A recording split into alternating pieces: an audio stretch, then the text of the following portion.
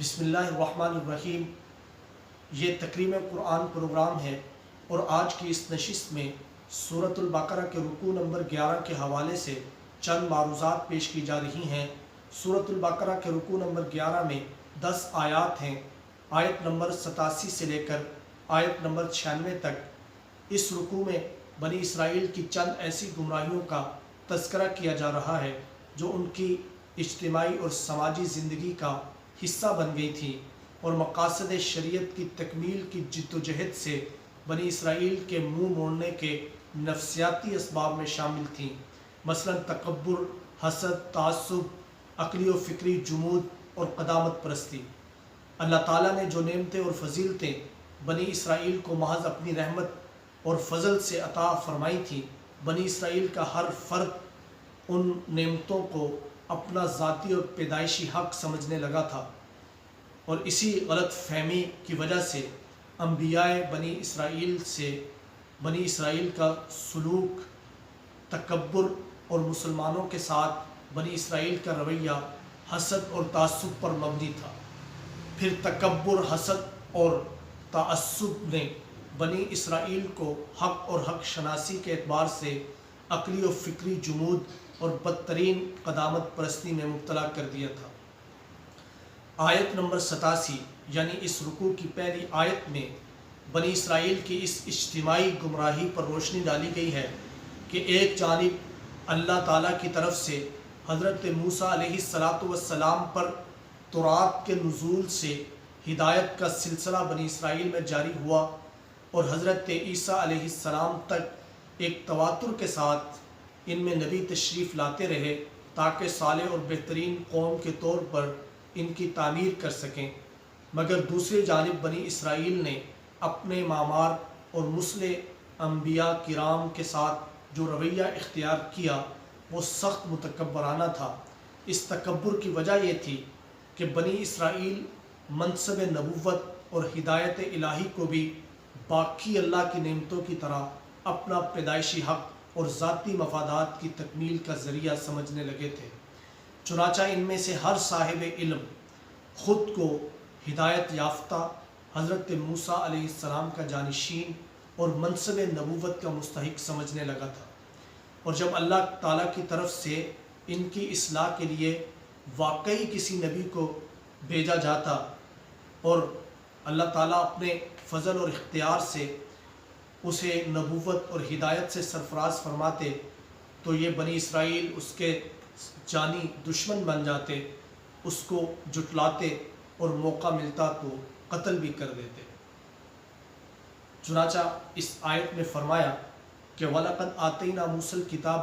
وَقَفَّيْنَا مِن بَعْدِهِ بِالرُّسُلِ وَآتَيْنَا عِيسَى ابْنَ مَرْيَمَ الْبَيِّنَاتِ وَأَيَّدْنَاهُ بِرُوحِ الْقُدُسِ أَفَكُلَّمَا جَاءَكُمْ رَسُولٌ بِمَا لَا تَهْوَىٰ أَنفُسُكُمُ اسْتَكْبَرْتُمْ فَفَرِيقًا كَذَّبْتُمْ وَفَرِيقًا تَقْتُلُونَ، کہ اور یاد کرو کہ تمہاری سماجی اور قومی تعمیر کے لیے ہم نے پہلے موسیٰ علیہ السلام کو کتاب یعنی تورات عطا فرمائی، پھر موسیٰ کے بعد پے در پے رسولوں کو بھیج کر ہدایت کا ایک سلسلہ جاری کیا، آخر میں عیسیٰ ابن مریم کو صالح اور بہترین مقاصد زندگی کے روشن اور واضح طریقے اور راستے عطا کیے اور روح القدس کی تاکید سے سرفراز کیا۔ لیکن تمہارا شیوہ یہ تھا کہ جب بھی اللہ کا کوئی رسول ایسی دعوت لے کر آیا جو تمہاری نفسانی خواہشات اور ذاتی مفادات کے خلاف تھی، کیونکہ اس میں سماجی اور قومی مفادات کی تکمیل کی جدوجہد کا حکم تھا، تو تم نے اس کی تعمیل کے بجائے تکبر کا رویہ اختیار کیا، جس کا نتیجہ یہ ہوا کہ بہت سے انبیاء کو تم نے جھٹلایا اور بہت سو کو قتل کر دیا۔ پھر اگلی آیت یعنی آیت نمبر 88 میں اس نفسیاتی حقیقت سے پردہ اٹھایا گیا ہے کہ جب کوئی انسان یا قوم اس خوش فہمی میں مبتلا ہو جائے کہ وہ پیدائشی طور پر ہدایت یافتہ اور نجات یافتہ ہے تو اس پر عقلی و فکری جمود طاری ہو جاتا ہے۔ اس میں مسلسل آگے بڑھتے رہنے اور سماجی اور قومی تعمیر و ارتقاء کی منازل طے کرتے رہنے کی صلاحیت باقی نہیں رہتی۔ ایسے لوگ اپنی اس حالت کو یعنی جمود کی حالت کو عقیدے کی پختگی خیال کرتے ہیں، حالانکہ اللہ تعالیٰ کی ربوبیت کے نظام میں کائنات کی تمام چیزوں کی طرح حق بھی نمو پذیر ہے۔ یہ نظام ہر زمانے میں حق کی پرورش کرتا ہے، اس میں مسلسل اضافہ کرتا ہے اور اسے اس وقت تک پروان چڑھاتا ہے جب تک یہ حق اپنی حد کمال تک نہیں پہنچ جاتا۔ بنی اسرائیل اسی عقلی و فکری جمود کا شکار تھے، اور یہ وہ نفسیاتی حالت ہے جس کو اللہ تعالیٰ نے اس آیت میں اپنی رحمت سے دوری یعنی لعنت سے تعبیر کیا ہے۔ فرمایا کہ وَقَالُوا قُلُوبُنَا غُلْفٌ بَل لَّعَنَهُمُ اللَّهُ بِكُفْرِهِمْ فَقَلِيلًا مَا يُؤْمِنُونَ کہ یہ لوگ اپنی بے حسی اور عقلی و فکری جمود کی حالت پر فخر کرتے ہوئے کہتے ہیں کہ ہمارے دل غلافوں میں بند ہیں کہ کسی بھی قسم کی نئی ہدایت ہمیں ضرورت نہیں ہے، اور اس حالت کو عقیدے کی پختگی اور حق کا ثبات سمجھتے ہیں، حالانکہ یہ حالت نظام ربوبیت میں مسلسل پروان چڑھتے ہوئے حق کے انکار کی وجہ سے اللہ کی لعنت یعنی اس کی رحمت سے دوری کا نتیجہ ہے۔ اور بہت ہی کم لوگ ہیں جو اس بات کا یقین رکھتے ہیں کہ اللہ تعالیٰ کا نظام ربوبیت ہر زمانے میں حق کی پرورش کرتا ہے اور اسے حد کمال تک پہنچا دیتا ہے۔ آیت نمبر 99 میں بنی اسرائیل کی اس گمراہی کا تذکرہ ہے کہ جب نبوت اور ہدایت کی نعمت بنی اسرائیل کے بجائے بنی اسماعیل کو عطا کر دی گئی، یعنی نبی کریم صلی اللہ علیہ وسلم کو عطا کی گئی، تو بنی اسرائیل کا آپ صلی اللہ علیہ وسلم اور مسلمانوں کے ساتھ مجموعی رویہ تعصب اور حسد پر مبنی تھا، بالکل اسی طرح جس طرح یہی نبوت اور ہدایت کی نعمت جب ان کے اپنے نبیوں کو ملی تھی تو ان کے ساتھ رویہ متکبرانہ تھا۔ اس آیت میں فرمایا کہ وَلَقَدْ جَاءَهُمْ كِتَابٌ مِّنْ عِنْدِ اللَّهِ مُصَدِّقٌ لِمَا مَعَهُمْ وَكَانُوا مِنْ قَبْلُ يَسْتَفْتِحُونَ عَلَى الَّذِينَ كَفَرُوا فَلَمَّا جَاءَهُمْ مَا عَرَفُوا كَفَرُوا بِهِ فَلَعْنَةُ اللَّهِ عَلَى الْكَافِرِينَ کہ پھر ایسا ہوا کہ اب جب ان کے پاس کتاب یعنی قرآن کی دعوت پہنچی جو تصدیق کرتی ہے اس دعوت کی جو تورات کی صورت میں بنی اسرائیل کے پاس پہلے سے موجود ہے، تو اس کے باوجود کہ یہ لوگ تورات کی پیشگوئی کی وجہ سے جس قرآن کے نزول کے منتظر تھے اور مشرکین کے مقابلے میں جس کا نام لے کر کامیابی کی دعا مانگتے تھے، تو اسی کتاب کا اپنے نسلی تعصب اور حسد کی وجہ سے اس وقت انکار کرنے لگے جب وہ کتاب ان کے سامنے آئی۔ نتیجہ یہ ہوا کہ انکار کرنے والے اللہ کی رحمت سے یعنی ہدایت سے دور ہو گئے اور ان پر اللہ کی لعنت ہوئی۔ پھر آیت نمبر 90 میں فرمایا کہ بئس ما اشتروا بہ انفسہم افسوس ہے بنی اسرائیل کی اس بدبختی اور شقاوت پر کہ نسلی برتری کا غرور کتنا برا عمل ہے جس کے بدلے انہوں نے خود اپنے مستقبل کا سودا کر لیا ہے کہ وہ مقاصد شریعت اور اس کی تکمیل کے متعلق اللہ تعالیٰ کے نازل کردہ احکامات کا صرف اس کینہ اور بغض کی وجہ سے انکار کر رہے ہیں کہ اللہ تعالیٰ کے ہاں کسی نسل اور جماعت کی کوئی خصوصیت نہیں ہے، وہ اپنے تمام بندوں میں سے بلا تفریق رنگ و نسل جس پر چاہتا ہے اپنا فضل یعنی ہدایت اور نبوت نازل کرتا ہے۔ پھر بنی اسرائیل کی اس گمراہی کا انجام یہ ہوا کہ وہ اللہ کے غضب و ناراضگی کا پہلے ہی شکار تھے، اب مزید شکار ہو گئے، اور اللہ کا قانون یہ ہے کہ شریعت اور مقاصد شریعت کی تکمیل کی جد و جہد کا انکار کرنے والوں کے لیے سماجی اور قومی پستی، تنزلی اور انارکی کا رسوا کن عذاب ہے۔ آیت نمبر 91 میں بنی اسرائیل کی اس گمراہی کا تذکرہ ہے کہ وہ رسول اللہ صلی اللہ علیہ وسلم کی دعوت پر مقاصد شریعت کی تکمیل کی جد و جہد میں اثر نو شریک ہونے کے بجائے علمی طور پر قدامت پرستی کا شکار ہو گئے تھے۔ دراصل جب کوئی قوم اپنے علمی ورثے اور عملی روایات سے منہ موڑ کر جہالت اور تنزلی کا شکار ہو جاتی ہے اور اس کا کل اثاثہ آباء و اجداد کے کارناموں پر فخر کرنا رہ جاتا ہے، تب اگر اس کو قومی ترقی اور ارتقاء کے لیے عصر موجود کے تقاضوں کے مطابق ضروری علمی اور عملی کردار ادا کرنے کا کہا جاتا ہے تو وہ یہ کہہ کر انکار کر دیتے ہیں کہ ان کے پاس اپنا علمی ورثہ اور عملی روایات موجود ہیں۔ حالانکہ اپنے علمی ورثے اور عملی روایات پر عمل کرنے کی صلاحیت ان میں نہیں ہوتی۔ یہی علمی قدامت پرستی ہے۔ آپ صلی اللہ علیہ وسلم کے زمانے میں یہود اسی کا شکار تھے۔ جب یہی سبب تھا کہ جب ان کو قرآن و سنت پر ایمان لانے کا کہا گیا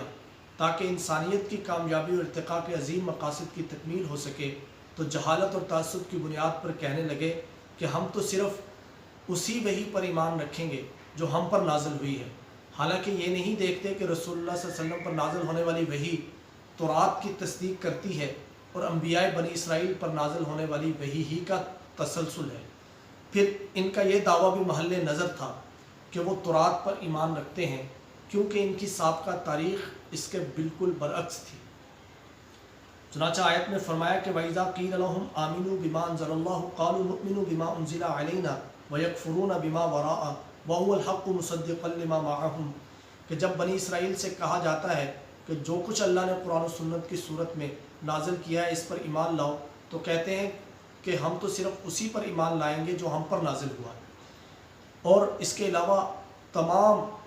وحی کا انکار کر رہے ہیں، حالانکہ وہ قرآن و سنت حق و سچ پر مبنی ہے اور ان کے پاس جو تورات کی صورت میں وحی موجود ہے،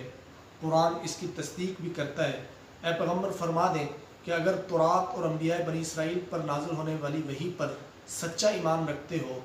تو اس سے پہلے اللہ کے بھیجے ہوئے نبیوں کو کیوں قتل کرتے رہے ہو۔ آیت نمبر 92 میں فرمایا کہ وَلَقَدْ جَاءَكُم مُوسَىٰ بِالْبَيِّنَاتِ ثُمَّ اتَّخَذْتُمُ الْعِجْلَ مِن بَعْدِهِ وَأَنْتُمْ ظَالِمُونَ، کہ حقیقت تو یہ ہے کہ موسیٰ علیہ السلام تمہارے پاس مقاصد شریعت کی تکمیل کے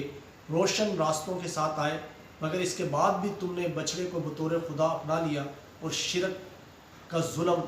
اپنے آپ پر کر بیٹھے۔ آیت نمبر 93 میں فرمایا کہ جب ہم نے تم سے ضروریات دین کی تکمیل کا عہد لیا تھا اور کوہ طور کی چوٹیاں تم پر بلند کر دی تھیں اور تم سے کہا تھا کہ ہم نے تم کو جو کچھ مقاصد شریعت کی صورت میں عطا کیا ہے اس کو پوری طاقت کے ساتھ بطور نصب العین اور مقصد زندگی اختیار کر لو اور ان مقاصد کی تکمیل کے لیے اپنے نبی کی اطاعت بجا لاؤ، تو بنی اسرائیل زبان سے یہ کہنے لگے تھے کہ سمینا، ہم نے سن لیا، لیکن دل سے یہ کہہ رہے تھے کہ عصینا، ہم نہیں مانتے۔ پھر اسی عدم ایمان، منافقانہ طرز عمل اور مقاصد شریعت کی تکمیل کی جد و جہد سے انکار کی وجہ سے ان کے دلوں میں بچھڑے کی پوجا بس گئی تھی، یعنی شرک ان کے دلوں میں اتر گیا تھا۔ اے پیغمبر فرما دیں کہ اگر تم ایمان کے دعوے دار ہو اور تمہارا ایمان تمہیں اسی منافقانہ طرز عمل اور رویے کا حکم دے رہا ہے تو یقیناً یہ انتہائی برا ایمان ہے۔ پھر آیت نمبر 94 میں بنی اسرائیل کے منافقانہ اعمال و کردار سے ان کے عدم ایمان پر دلیل دی گئی ہے کہ یہ لوگ دنیا کی زندگی پر بے حد حریص اور موت سے انتہائی خائف رہتے ہیں، اگرچہ زبان سے اس بات کے دعوے دار ہیں کہ اللہ کے محبوب ہونے کی وجہ سے آخرت میں ان کی کامیابی یقینی ہے، لیکن حقیقت یہ ہے کہ آخرت کی زندگی پر کامل یقین کے ساتھ دنیا کی شدید لالچ، ہرس اور موت کا خوف جمع نہیں ہو سکتے۔ چنانچہ اس آیت میں فرمایا کہ قُلْ إِنْ كَانَتْ لَكُمُ الدَّارُ الْآخِرَةُ عِنْدَ اللَّهِ خَالِصَةً مِنْ دُونِ النَّاسِ فَتَمَنَّوُا الْمَوْتَ، کہ یہ لوگ اس بات کا دعویٰ کرتے ہیں کہ اللہ کے محبوب ہونے کی وجہ سے آخرت میں ان کی نجات یقینی ہے، تو اے پیغمبر ان سے کہہ دو کہ اگر تم اس دعوے میں سچے ہو کہ آخرت کا گھر جنت تمام انسانیت کے بجائے صرف تمہارے لیے ہی خاص ہے، تو پھر تمہیں تو دنیا کے بجائے آخرت کے طلبگار ہونا چاہیے اور بے خوف ہو کر موت کی تمنا کرنی چاہیے۔ آیت نمبر 95 میں فرمایا کہ اے پیغمبر جان لو، یہ لوگ ذاتی مفادات کی خاطر کیے گئے مظالم، انسانی جرائم اور بدترین اعمال کے ارتکاب کی وجہ سے کبھی بھی یہ نہیں چاہیں گے کہ انہیں موت آئے، لیکن اللہ تعالیٰ بہتر جانتے ہیں کہ انسانیت پر ظلم کرنے والے کون ہیں۔ آیت نمبر 96 میں فرمایا کہ وَلَتَجِدَنَّهُمْ أَحْرَصَ النَّاسِ عَلَىٰ حَيَاةٍ وَمِنَ الَّذِينَ أَشْرَكُوا، کہ اے پیغمبر آپ انسانیت کے ساتھ یہود کے حرص و لالچ پر مبنی بدترین سلوک سے یہ پائیں گے اور واضح محسوس کریں گے کہ یہ لوگ تمام انسانوں میں زندگی کے سب سے زیادہ حریص ہیں، حتیٰ کہ آخرت پر بالکل ایمان نہ رکھنے والے مشرکین سے بھی زیادہ یہ لوگ دنیاوی زندگی کے طلبگار ہیں۔ ان میں سے ہر ایک یہ چاہتا ہے کہ کاش 1000 برس تک زندہ رہے، حالانکہ عمر کی درازی انہیں آخرت کے محاسبے اور عذاب سے نجات نہیں دلائے گی۔ چنانچہ دنیا کے شدید لالچ میں یہ لوگ جو بھی کر رہے ہیں اللہ تعالیٰ اسے جانتا ہے۔ یہ سورۃ بقرہ کا رکوع نمبر 11 ہے، اور اس میں بنی اسرائیل کی چند ایسی گمراہیوں کا تذکرہ ہے جو ان کی سماجی اور اجتماعی زندگی کا حصہ بن گئی تھی، یعنی تکبر، لالچ، حسد، تعصب، عقلی و فکری جمود اور قدامت۔